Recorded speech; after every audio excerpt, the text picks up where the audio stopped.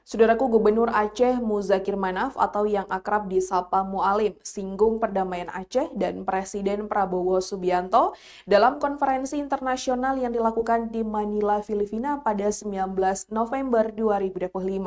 Berikut informasi selengkapnya.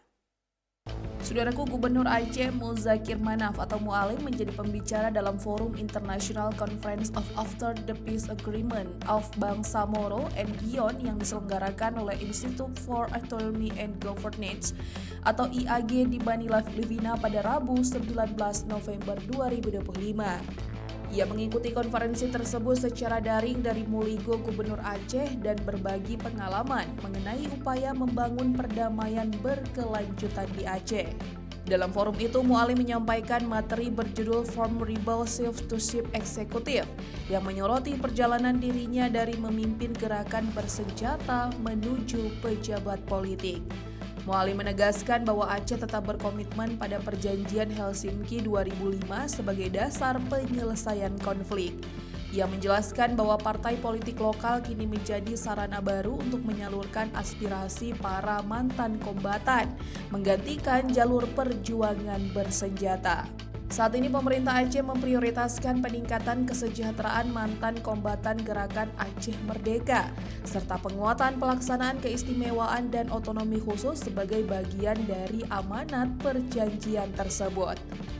Ia mengakui bahwa transisi dari gerakan perlawanan ke struktur pemerintahan formal tidak selalu berjalan mulus. Proses penyesuaian terhadap regulasi nasional masih menjadi tantangan yang harus dihadapi.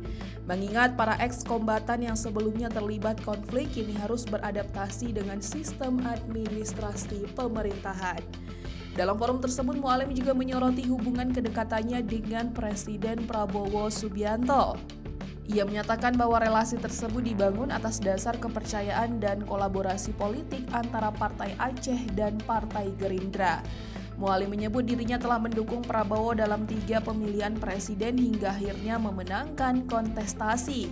Kini sebagai Gubernur Aceh, ia memposisikan diri sebagai perpanjangan tangan pemerintah pusat di daerah dan menegaskan bahwa seluruh program, baik program infrastruktur maupun sosial dijalankan sesuai arahan pemerintah pusat.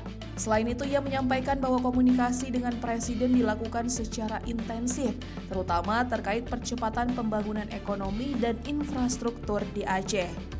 Melalui hubungan tersebut, ia mendorong agar pembangunan di Aceh diprioritaskan sehingga tidak tertinggal dibandingkan daerah lain di Indonesia.